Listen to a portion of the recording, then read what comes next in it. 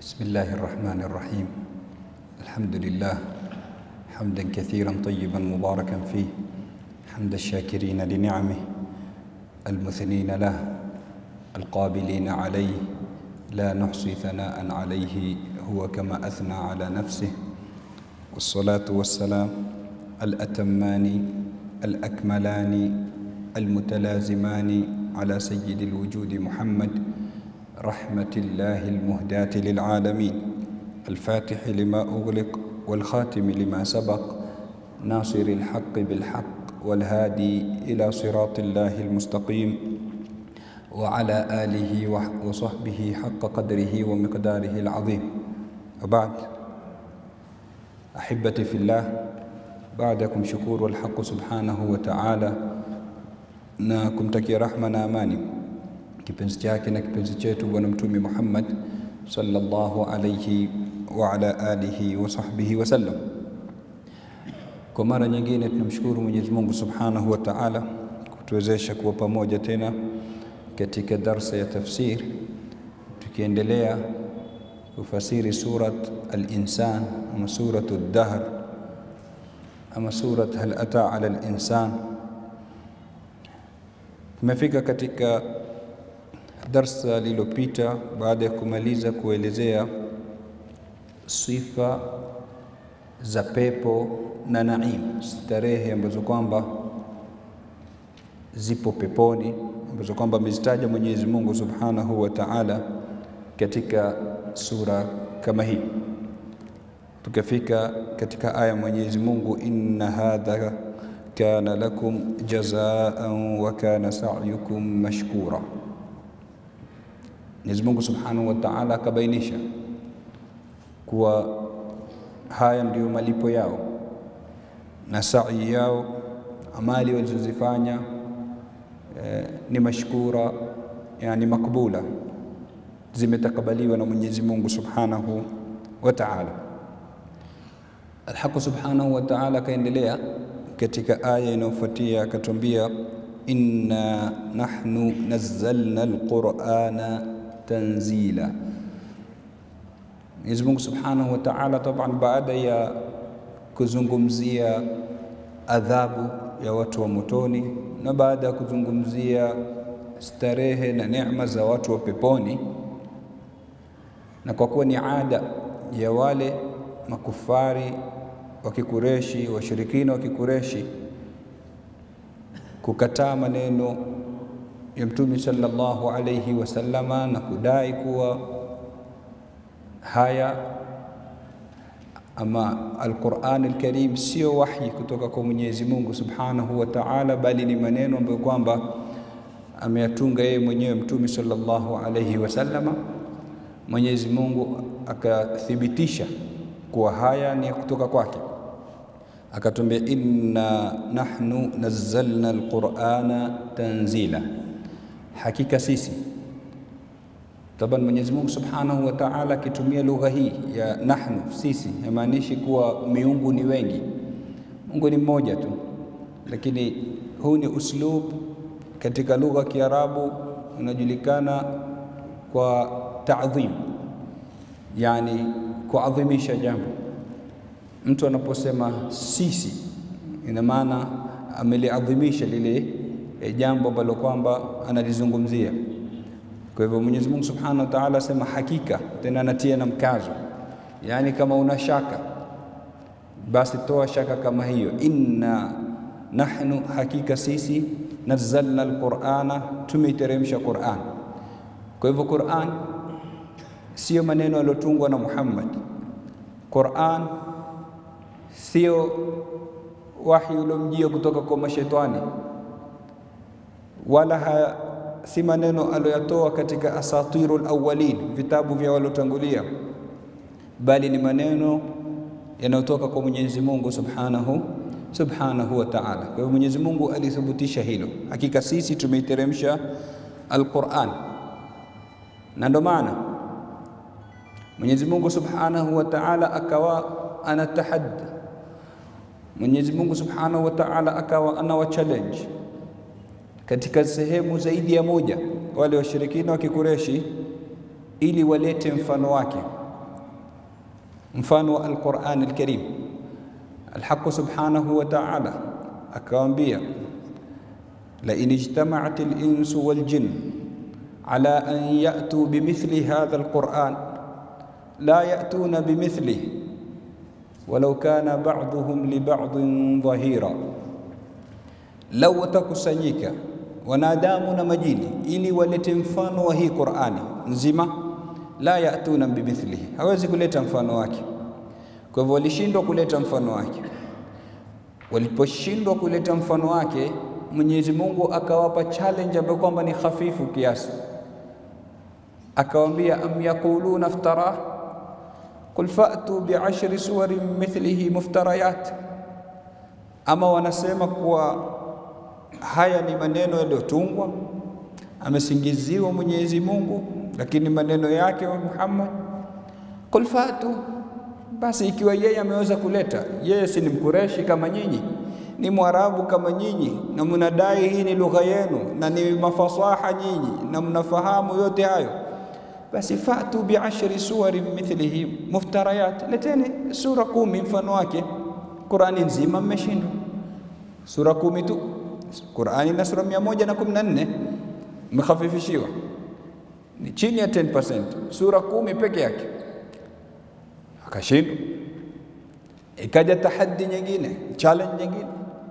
Mwenyezi Mungu Subhanahu wa Ta'ala waambia tena, am yaquluna iftara qul fa'tu bi sura, qul fa'tu bi suratin mithlihi, basi mshindwa Qur'ani nzima, mshindwa sura 10, leteni sura moja inshallah iwe ndogo kama suratul Kauthar, inna atainaka, lakini leteni mfano wake. Wakashindwa. Kwa hivyo ilikuwa ni dalili tosha ya kuwa haya siyo maneno ya Mtume sallallahu alaihi wasallama, bali ni wahi kutoka kwa Allah subhanahu wa ta'ala, amemteremshia bwana Mtume Muhammad sallallahu alaihi wa ala alihi wa sahbihi wasallama. Na ndo tukaambiwa ni al-mu'jiza al-khalida. Mwenyezi Mungu Subhanahu wa Ta'ala anatuambia, inna nahnu nazzalna al-Qur'an. Katika Qur'ani ukisoma utaona mara nyingine Mwenyezi Mungu anatumia neno nazzalna na mara nyingine anatumia anzalna. Katika baadhi ya ayat kunatumika nazzalna na kwingine anzalna. Hii inatujulisha kuwa kuna tofauti kati ya inzal ama nuzul na tanzil. Katika Qur'ani kuna nuzul na kuna tanzil. Anzala yunzilu inzalan wa nuzula, nazzala yunazzilu tanzila. Nini tofauti kati ya nuzul na tanzil? Maulama wanatuambia, taban Sayyiduna Abdullah ibn Abbas ashatuangulia kutuambia Mwenyezi Mungu Subhanahu wa Ta'ala ameiteremsha al-Qur'an al-Karim mufarraka munajjama, imeteremka kiasi, haikuteremka pamoja yote kitabu kizima, ilikuwa inateremka kiasi kulingamana na matokeo yanayotokea.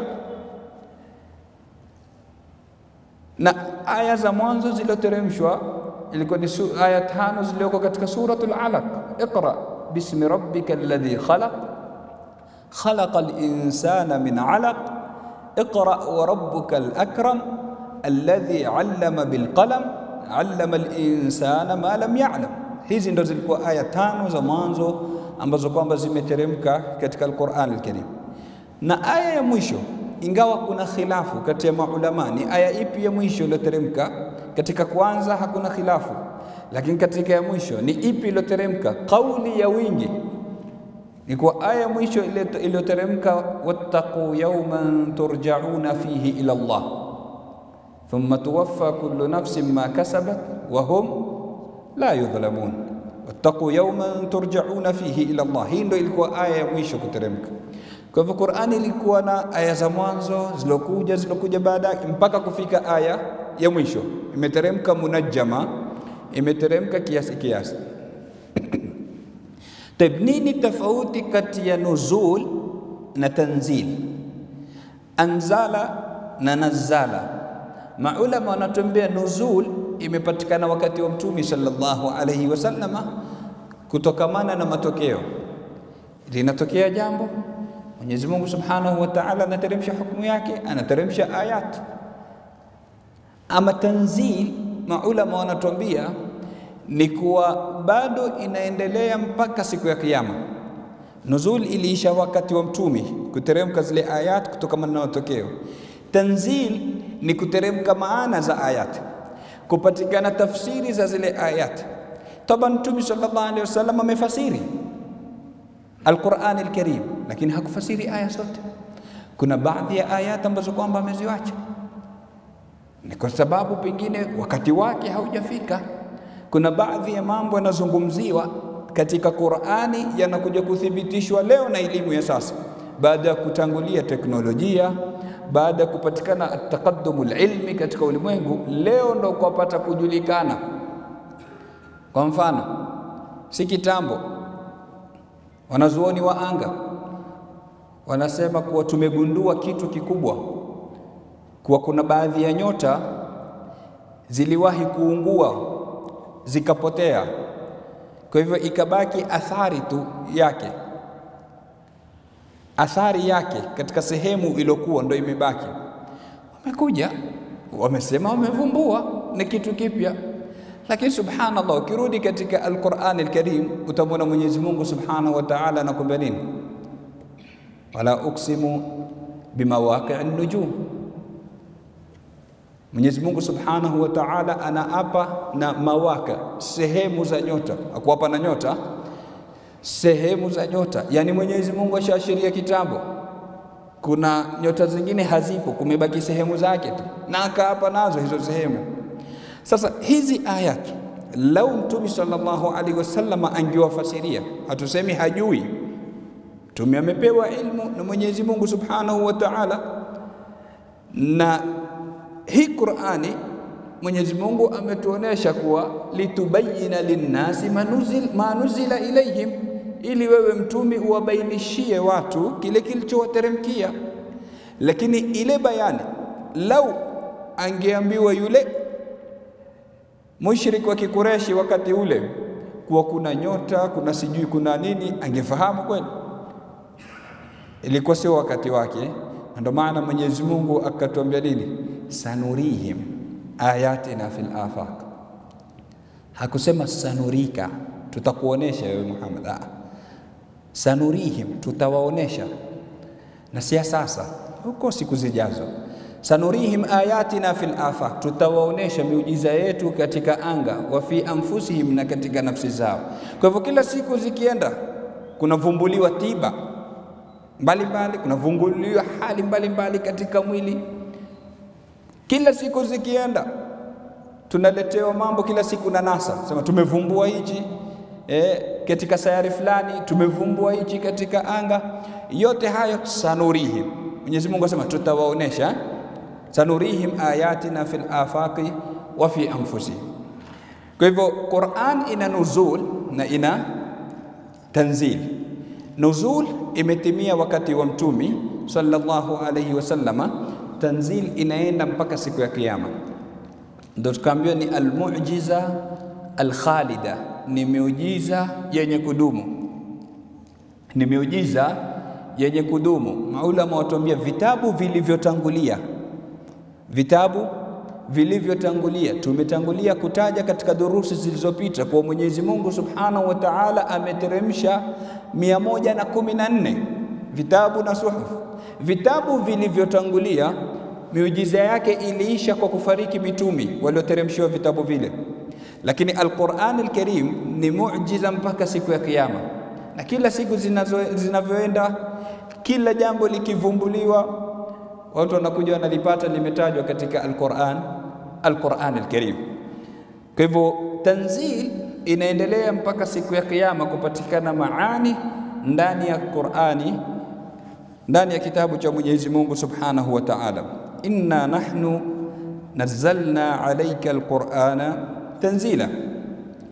Baada hapo Mwenyezi Mungu Subhanahu wa Ta'ala anamwambia mtume wake sallallahu alayhi wasallama, fasbir lihukmi rabbik, fasbir lihukmi rabbik, subiri, kuwa na subra kwa qadha na maamuzi ya Mwenyezi Mungu Subhanahu wa Ta'ala. Kile ambacho kwamba Mwenyezi Mungu amepitisha, kile ambacho kwamba Mwenyezi Mungu ameamua, qadha na qadari yake imepitisha, basi wewe kuwa na subra nacho. Naam, baadhi ya mufassirini wanasema kilichokusudiwa ni maudhi ambayo kwamba alikuwa akifanyiwa Mtume sallallahu alayhi wasallama na wale mushrikina. Nikana kwamba Mwenyezi Mungu anampa taslia, anampa kitulizo, anaituliza nafsi yake. Fasbir, subiri, hayo wanakufanyia tushakupangia, ni qadha na qadar imepita. Fasbir inna wa'da Allahi haqq, katika aya nyingine imekuja subiri, hakika wa'di wa Mwenyezi Mungu Subhanahu wa Ta'ala ni haki. Kwa hivyo kuwa na subra, na tumetangulia kuashiria katika darasa iliyopita kwa sabr ziko sampuli tatu. Kuna as-sabru ala at-ta'a, na kuna as-sabr 'anil ma'asi, na kuna as-sabr ala al-masa'ib. Kuna kusubiria taa kwa kuzifanya, kuna kusubiria maasi kwa kuyaepuka, na kuna kusubiri kutokamana na masaibu. Umefiliwa, umekuwa mgonjwa, ama yoyote katika jamaa zako amekuwa mgonjwa, amepata ajali, chochote kile, as-sabru ala al-masaib. Baadhi ya maulama wakatuambia bali kuna na sampuli nyingine ya sabr, as-sabru ala ad-da'wa, kusubiri katika da'wa. Yani unapokuwa katika njia ya kufikisha, unapokuwa katika njia ya da'wa, yahitajia subra, na sio subra kawaida, subra ya hali ya juu, kama alivyokuwa nayo Bwana Mtume sallallahu alayhi wasallam, na kama alivyousiwa nayo Bwana Mtume Muhammad sallallahu alayhi wa ala alihi wa sahbihi wasallam. Mtume amepitia mingi, amefanywa kila sampuli ya maudhi. Mtume sallallahu alayhi wasallam amemwagiwa choo cha ngamia na matumbo yake. Mtume sallallahu alaihi wasallam amekiwa kinyesi katika mlango wake. Mtume sallallahu alaihi wasallam amepigwa mpaka akapasuliwa. Amefanywa mingi Rasulullah sallallahu alaihi wasallam, lakini pamoja na yote alikuwa na subra, alijipamba na subra. Baadhi ya maulama wanasema sababu ya kuteremshwa aya kama hii, fasbir lihukmi rabbik, wanasema ni Abu Jahl la'natullahi alayhi alikuwa akisema, nikimwona Muhammad anaswali nitamkanyaga shingo yake, anakimpata yupo katika sijida atakuja mkanyage. Maneno alikuwa anayatoa Firaunu hadhihi al-umma, Firauni wa ummahu Abu Jahl. Bali wakataja vile vile mufassiruna kwa sababu ya kuteremshwa aya kama hii ni wawili katika mabwenyenye wa Kikureshi, Utba ibn Rabi'a na al-Walid ibn al-Mughira. Utba na Walid walikwenda kwa Mtume sallallahu alayhi wasallam, wakamwambia Muhammad, wacha hili swala ambalo kwamba unadai la utumi na kutaka watu wawache miungu yao masanamu, sisi tutakupa mali. Bali Mujahid asema Rabi'a alimwambia, mabinti zangu katika mabinti wazuri wa Kikureshi, mabinti zangu ni katika mabinti wazuri wa Kikureshi, nitakuozesha bila mahari, lakini uache hilo unalodai. So wanamwekea dunia, mali, ndoa, ardh, ofa nzuri wanamwekea ili uache hilo. Mtume sallallahu anakataa kabisa, ambia law wada'tum ash-shamsa fi yamini wal qamara ama ala yamini wal qamara ala yasari lam taika jua mkono wangu wa kulia na mwezi juu mkono wangu wa kushoto, siwezi kuliacha hili jambo la da'wa. Walipoona wamefeli kuachwa kabisa, ambia basi tuagane, siku wewe uabudu wetu na siku sisi tuabudu wako, tubadilishane, to mix, nusu mkate tugawanyane. Mtume sallallahu alaihi wasallam anakataa. Katika dini, katika imani hakuna gray, ni white ni black. Hakuna kusema kati na kati, leo tutakwenda hivi, kesho tutakwenda vile. La, qul ya ayyuhal kafirun la a'budu ma ta'budun, mimi siabudu mnachokiabudu, kama vile wala antum aabiduna ma a'bud, kama vile nyinyi hamwabudu kile ninachokiabudu. Kwa hivyo wanakuja Utba, anakuja Al-Walid, wanaweka ofa zao za mali na tazwij na ndoa ili Mtume sallallahu alaihi wasallam aliache, lakini la, Mwenyezi Mungu Subhanahu wa Ta'ala amwambia fasbir, subiri, baki katika njia hiyo hiyo ulioko ndani yake, endelea kulingania kwa Mwenyezi Mungu Subhanahu wa Ta'ala. Kwa hivyo hizi ni baadhi ya asbabu nuzul ambazo kwamba wamezitaja maulama katika kuteremka aya kama hii. Mtume sallallahu alaihi wasallam anaamrishwa kufanya subra katika da'wa. Ndio maana tukasema baadhi ya maulama wanasema sampuli ya 4 ya subira ni kusubiria da'wa. Maana yake ni kuwa wewe ukiwa upo katika da'wa ujue utapatwa na mingi. Kuna watu wanakutegea, wengine wanasubiri uanguke, wengine wanasubiri uteguke, wakuchafue, wakupake matope, waharibu sera yako. Yote haya subiriwa. Kuna watu watamani kuyaona sawa. Kwa hivyo ikiwa upo katika njia ya da'wa, jua kuwa utapatwa na kama hayo. Ikiwa upo katika jazakumullah khair Muhammad, ikiwa upo katika njia ya da'wa, jua kuwa utasumbuliwa, utapatwa na mitihani, utapelekwa mbio, utafanyiwa vituko kama alivyofanyiwa bwana Mtume Muhammad sallallahu alayhi wa ala alihi wa sahbihi wasallam. Wa fil basitati ashjaru munawwa'a wa laysa yurjamu illa ma laha thamaru wa fis samai nujumun la idada laha wa laysa yuksafu illa ash-shamsu wal qamar. Anatuambia mmoja katika shuara, wa fil basitati, katika hii ardhi, ashjaru munawwa'a, kuna miti mingi sampuli tofauti tofauti, wa laysa yurjamu illa ma laha thamaru, lakini haipurwi mawe isipokuwa yenye matunda. Mti wenye matunda ndio wenye kupurwa mawe. Waweza kuona mtu anapura mti ambao kwamba una miba ataka matunda. Kwa hivyo ukiwa na matunda, kuwa tayari kupurwa. Ukiwa katika da'wa lazima uwe tayari kwa yote. Mtume alifanyia, wala qad na'lamu annaka yadhiqu sadruka bima yaqulun.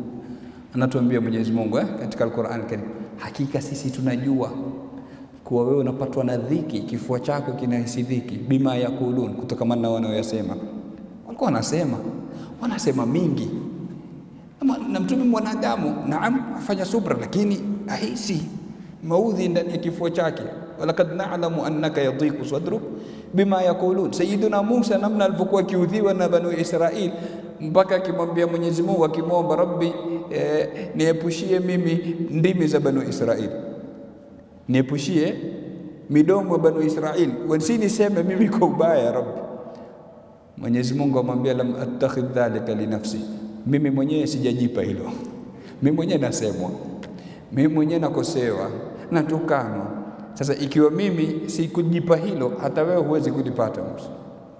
Kwa hivyo ukiwa katika njia ya da'wa, lazima uwe tayari kutukanwa, lazima uwe tayari kupondwa, lazima uwe tayari kufanyiwa yote hayo. Kudua wako awe nani? Bwana Mtume Muhammad sallallahu alayhi wa ala alihi wa sahbihi wasallam. Yeye ndio awe role model wako, kwa sababu yeye ndio mkubwa wa maduati. Sisi ikiwa tufanya da'wa leo, tujiigana nani? Na yeye Mtume sallallahu alayhi wasallam. Kwa hivyo ukiwa katika njia hiyo, fasbir, kuwa na nini? Kuwa na subiri ufanye kama alivyofanya yeye. Mtume sallallahu alayhi wasallam alitukanwa, je, alirudisha tusi? Ushasikia siku moja Mtume amerudisha tusi? Mtume sallallahu alaihi wasallam aliyekiwa kinyesi katika mlango wake, je, ushasikia siku moja anachukua kinyesi akaenda kuweka kwenye mlango wake? Ushasikia hata siku moja Mtume ameregesha baya kwa baya? Hiyo ndio sabra. Na ndio maana tukaambiwa kuna sabr na kuna sabrun jamil. Kuna sabr na kuna sabrun jamil. Sabr, umefanywa uovu ukazuia wewe usirudishe uovu. Sabrun jamil, umefanywa uovu ukarudisha wema. So umejizuia usifanye uovu, wewe umefanywa uovu kisha ukarudisha wema. Umetajwa mara 3 katika Al-Qur'an Al-Karim. Fasbir sabran jamila, anaambiwa Mtume sallallahu alaihi wasallam, na mara 2 katika surati Yusuf. Akizungumziwa Sayyidina Yaqub alayhi salam na mitihani ambayo kwamba ameipata kutoka kwa wanawe. Naam. Fasabrun jamil wallahu almusta'anu ala ma tasifun, katika aya fasabrun jamil asa Allahu an ya'tiyani bihim jami'a, katika aya nyingine. Kwa hivyo as-sabrul jamil ni lelo ifanya Mtume sallallahu alaihi wasallam, mumeniudhi, mukanipiga, mukanitesa, mukanitoa na mji nikatoka Makka, lakini siku narudi Makka na ikonk Makka, nina nguvu, naweza kuwafanya nitakalo, silipizi kisasi, naambia idhhabu fa antum mutlaqa, nendeni nimewacha huru na wasamea sana, wafanya na wewe. Hiyo ndio as-sabrul jamil. Kwa hivyo daia yeyote yule mwenye kulingania katika njia ya Mwenyezi Mungu Subhanahu wa Ta'ala, kigizo chake atakana awe nani? Bwana Mtume Muhammad sallallahu alayhi wa ala alihi wa sahbihi wasallam. Fasbir li hukmi rabbik, jipambe na subra kwa hukumu na qadaya ya Mwenyezi Mungu Subhanahu wa Ta'ala.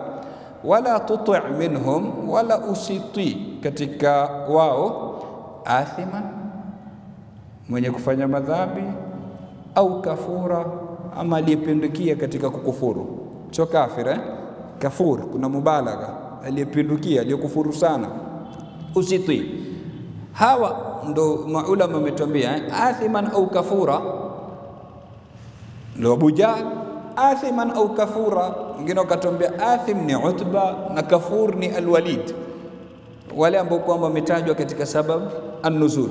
Anaambiwa Mtume sallallahu alaihi wasallam usiwatii, wasije kukula akili yako wakakuletea sijui mali, ofa za kuoa. Wala tuti' minhum athiman au kafura. Kwa nini atumie au? Ama kuna hikma gani? Mwana siseme wala tuti' minhum athiman wa kafura.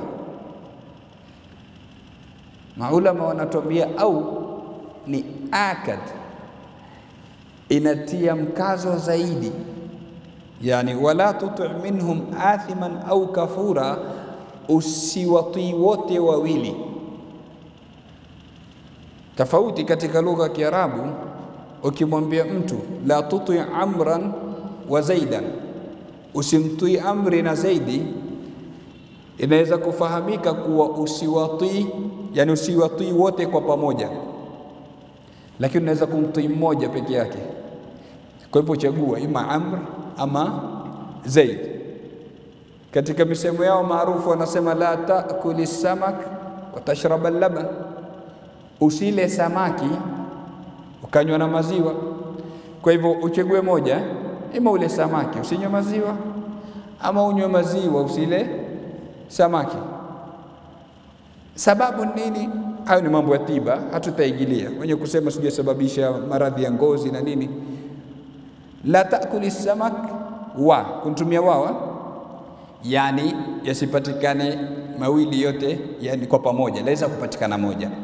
Lakini hapa sio kwa laweza kupatikana moja, yani haimaanishi kuwa ima umtii mwenye dhambi ama umtii aliyekufuru. La, ni yote mawili hayatakikani. La tuti' minhum athiman au kafura, ni kwa yote mawili hayatakikani. Usimtii huyu wala usimtii yule, hakuna kuchagua moja. Ndio hikma ya kuletwa au katika nini, katika aya kama hii. Al-Haqq subhanahu wa ta'ala akaendelea kutuambia wadhkur isma rabbika bukratan wa asila, taja jina la Mola wako. Ngele baada ya kutajwa subra kumetajwa nini? Dhikr. Baada ya kutajwa subra kumekuja kutajwa dhikr, kumtaja Mwenyezi Mungu Subhanahu wa Ta'ala. Kuna mafungamano gani? Kuna ilaka gani kati ya sabr na dhikr? Ilaka iliyoko ni kuwa dhikr ndio silaha ya sabr. Ukitaka kuwa na sabr ni ujipambe na dhikr. Ukitaka kuwa na subira uwe ni mwingi wa kumtaja Mwenyezi Mungu Subhanahu wa Ta'ala, kwa sababu yule anayemtaja Mwenyezi Mungu Subhanahu wa Ta'ala anajua kwa Mwenyezi Mungu anaona, Mwenyezi Mungu anasikia. Anajua kuwa Mwenyezi Mungu Subhanahu wa Ta'ala analipa kwa yule ambaye kwamba anadhulumu, kuna jaza ataipata. Anafahamu yote hayo. Kwa hivyo akisha lifahamu hilo, kuna utulivu anaupata katika nafsi yake kwa Mwenyezi Mungu mimi atarejeshia haki yangu. Shana ilaka kati ya sabr na nini na dhikr. Kwa hivyo akisha lifahamu hilo anapata utulivu, na utulivu kama alivyotuambia Mwenyezi Mungu katika Al-Qur'an Al-Karim, ala bi dhikrillahi tatma'innul qulub. Kwa kupitia kumtaja Mwenyezi Mungu ndio nyoyo zinapata itmi'nan, zinapata utulivu. Wataka moyo wako utulie, mtaje Mwenyezi Mungu Subhanahu wa Ta'ala kwa wingi. Kwa hivyo hii ndio ilaka, mafungamano kati ya subira na kati ya nini, kati ya dhikr. Anaambiwa Mtume sallallahu alaihi wasallam, wadhkur isma rabbi, subiri na umtaje Mwenyezi Mungu. Tumetangulia kutaja aya ya Mwenyezi Mungu aliposema, walaqad na'lamu annaka yadhiqu sadruka bima yaqulu, hakika tunajua kuwa kifua chako kinapatwa na dhiki kutoka wanayoyasema. Kifua chako kinapatwa na dhiki kutokamana na yale wanayoyasema. Nini alichokisema Mwenyezi Mungu baada ya hapo? Anamwambia fasabbih bihamdi rabbik, tasbih, dhikr. Yani madamu kifua kinapatwa na dhiki wahitajia kusubiri. Kwa hivyo silaha ya kukuwezesha wewe kusubiri nini? Fasabbih bihamdi rabbik, msabbih Mola wako, leta dhikri, wakun minas sajidin, na uwe katika wenye kusujudu. Tasijida bado ni dhikr, subhana rabbiyal a'la wa bihamdihi. Kwa hivyo fasbir li hukmi rabbika wala tuti' minhum athiman au kafura. Mwenyezi Mungu akatuambia wadhkur isma rabbika, na utaje jina la Mola wako Subhanahu wa Ta'ala, bukratan wa asila. Bukra maulama wanatuambia ni awwalun nahar, mwanzo wa mchana, yani mwanzo wa siku kabisa, ambapo kwamba ni alfajiri. Wa asila wanasema al-asil, ama asil ni muda kati ya zawadi, lile jua lishakuwa katikati likaanza kupinda kidogo, kuanzia baada ya zawali mpaka kabla ya magharibi. Huo ndo wakati wa nini? Wa asil. Taib, nini makusudio ya dhikr katika hii aya? Je, inakusudiwa ni swala? Baadhi ya maulama wanasema naam, ilokusudiwa hapa ni swala. Kwa hivyo wadhkur isma rabbika, uswali bukratan, swala alfajiri, wa asila, adhuhuri na alasiri, ndio zinapatikana kuanzia zawali mpaka kabla kuzama jua. Ndio maana wa minal layli, aya iliyofuatia, na katika usiku. Min katika lugha ya Kiarabu inajulisha tab'id, baadhi ya usiku, sehemu ya kwanza ya usiku, ambayo kwamba kunapatikana nini? Swala ya magharibi na swala ya isha. Wa minal layli fasjud lahu. Kwa hivyo baadhi ya maulama wakatuambia wadhkur isma rabbik, ilo kusudiwa hapa ni swala. Kwa hivyo bukratan alfajiri, wa asila dhuhuri na alasiri, wa minal layli itakuwa ni magharibi na isha. Baadhi wakasema la, bali ni dhikri mutlaq, sawa ni ndani ya swala ama ni nje ya swala. Sawa ni ndani ya swala ama ni nje ya swala, ni kumtaja Mwenyezi Mungu Subhanahu wa Ta'ala wakati wowote. Na kutajwa mwanzo wa siku na mwisho wake na usiku, hii ni kuonesha kuwa watakikana umtaje Mwenyezi Mungu kila wakati. Watakikana umtaje Mwenyezi Mungu Subhanahu wa Ta'ala kila wakati. Na hakuna ibada ambayo kwamba tumehimizwa kuifanya ama imekuja katika Al-Qur'an Al-Karim kwa neno la wingi, kwa neno, sio kwa wingi, kwa neno la wingi, tufahamiane. Yani neno linajulisha wingi, adh-dhakiruna Allaha kathira, wenye kumtaja Mwenyezi Mungu kwa wingi. Udhkurullaha dhikran kathira, huwezi kupata swalini kwa wingi, fungeni kwa wingi, kwenye Qur'an haijaja, lakini wenye kumtaja Mwenyezi Mungu kwa wingi, mtajeni Mwenyezi Mungu dhikri nyingi. Hakuna ibada ambayo kwamba imekuja kwa neno la wingi kama dhikr, kumtaja Mwenyezi Mungu subhanahu wa ta'ala. Na dhikri zipo sampuli nyingi, lakini afdalu dhikri iliyokuwa bora zaidi ni Al-Qur'anul Karim, maneno ya Mwenyezi Mungu subhanahu wa ta'ala, inna nahnu nazzalna dhikra. Mwenyezi Mungu subhanahu wa ta'ala mwenyewe ameita dhikr katika nini? Al-Qur'an Al-Karim, inna nahnu nazzalna dhikra wa inna lahu lahafidhun. Kwa hivyo adh-dhikr ama afdalu dhikri iliyokuwa bora zaidi ni kusoma Al-Qur'an Al-Karim, kusoma maneno ya Mwenyezi Mungu subhanahu wa ta'ala. Na kuna sampuli zingine nyingi, kuna tahlili, kusema la ilaha illa Allah, kuna takbiri, kusema Allahu akbar, kuna tasbihi, kusema subhanallah, tahmidi, kusema alhamdulillah. Zipo sampuli nyingi za dhikri. Na mu'min anatakikana maisha yake yote yawe ni dhikri. Hivi ndivyo inavyotakikana. Na ndio naona ukimsoma Mtume sallallahu alaihi wasallama utaona kuanzia asubuhi yake mpaka usiku wake ni dhikri tu, na kila hatua yake, akiingia nyumbani dhikri, akitoka dhikri, akiingia chooni dhikri, akitoka, akivaa nguo, akila, kila anachokifanya Rasulullah sallallahu alaihi wasallama alikuwa anamtaja Mwenyezi Mungu subhanahu wa ta'ala. Kwa hivyo na mimi na wewe kama waumini tunatakikana tudumu katika kumtaja Mwenyezi Mungu subhanahu wa ta'ala. Sabaqa al-mufarriduna, imekuja katika sahihi ya Imam Muslim, wametangulia al-mufarridun. Masahaba wanamuuliza Mtume, nani mufarridun? Asema adh-dhakiruna Allaha kathira, wale wenye kumtaja Mwenyezi Mungu kwa wingi. Alladhina yadhkuruna Allaha qiyaman wa qu'udan wa ala junubihim. Imekuja katika Qur'ani wenye kumtaja Mwenyezi Mungu kwa kusimama, wa qu'udan, na kukaa, wa ala junubihim, na kwa ubavu. Sasa jiulize ndugu yangu, wamtaja mara ngapi Mwenyezi Mungu kwa siku? Na hakika kuna watu ndani ya masaa 24 haya yaliyopita, ikiwa sasa ni saa 2 kasoro, yani kuanzia saa 2 kasoro jana mpaka sasa, wamemtaja Ronaldo kumshinda Mungu. Na hakika ndani ya masaa 24 yaliyopita haya wamemtaja Ronaldo kuliko Mwenyezi Mungu subhanahu wa ta'ala. Ni kweli si kweli? Sasa nini nasibu yangu mimi na wewe kama waumini katika kumtaja Mwenyezi Mungu subhanahu wa ta'ala?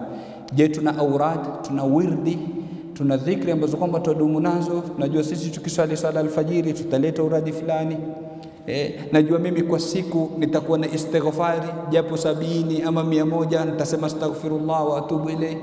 Najua mimi kwa siku moja nitamswalia Mtume mara 100. Najua mimi kwa siku nitasema subhanallah mara 100. Je, tunazo? Ikiwa hatuna, tuanze kuanzia leo, tujiwekee wirdi katika adhkar, kwa sababu ni hifadhi kwangu mimi na wewe. Tunalalamika, jicho limetuandama, hasad zimetuzunguka, majanga na mabala kila sampuli.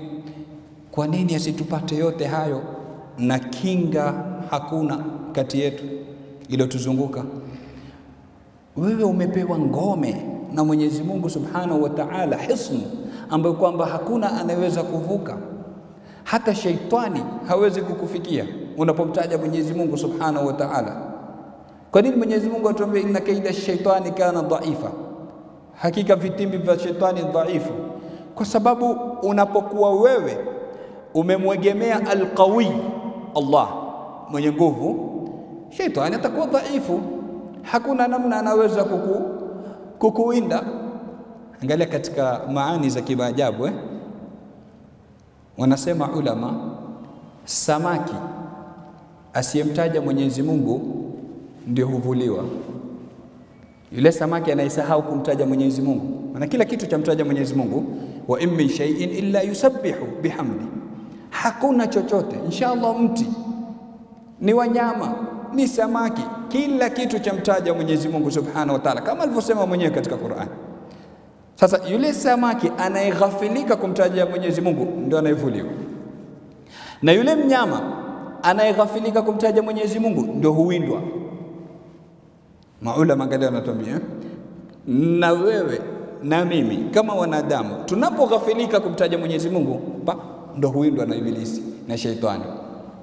Kwa hivyo ili usiwindwe, ili usishikwe na ibilisi, fanya nini? Mtaje Mwenyezi Mungu Subhanahu wa Ta'ala kwa wingi. Wadhkur isma rabbika bukratan wa asila, taja Mwenyezi Mungu Subhanahu wa Ta'ala kwa wingi, asubuhi, jioni, wa minal layli, na usiku. Fasjud lahu, sujudie Mwenyezi Mungu Subhanahu wa Ta'ala. Wasabbihu laylan tawila, na umsabbih Mwenyezi Mungu Subhanahu wa Ta'ala usiku mrefu. Hii aya kama wanavyotuambia maulama ilikuwa imeteremshiwa Mtume sallallahu alaihi wasallam na kuwajibishiwa kusimama usiku.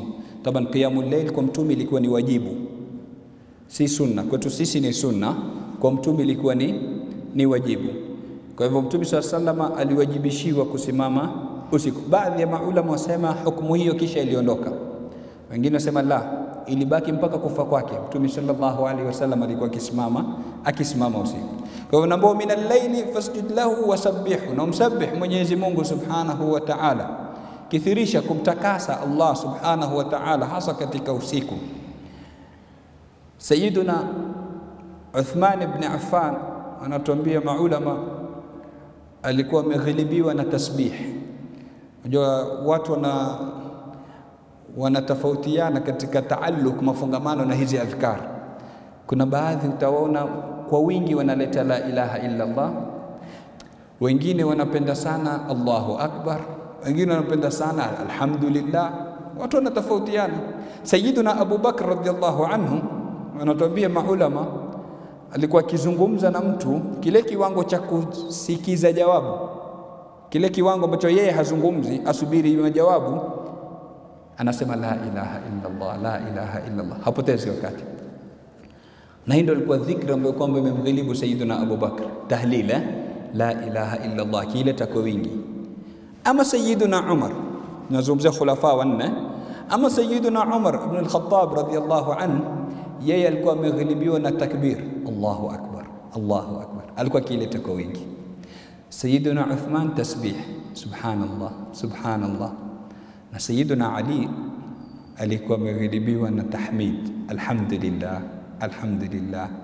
Sasa utaona zile albaqiyatu salihat, hizi zinaitwa albaqiyatu salihat, zimekusanyika katika makhulafa wanne, subhanallah walhamdulillah wala ilaha illa Allah wallahu akbar.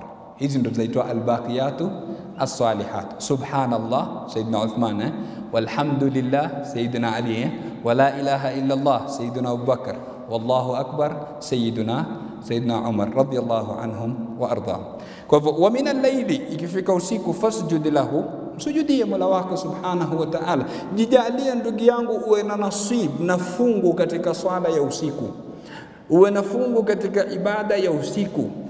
Usiwe katika wale walioghafilika, usiwe katika watu ambao kwamba usiku wao wote upoteza katika dreamland, katika usingizi na katika kulala.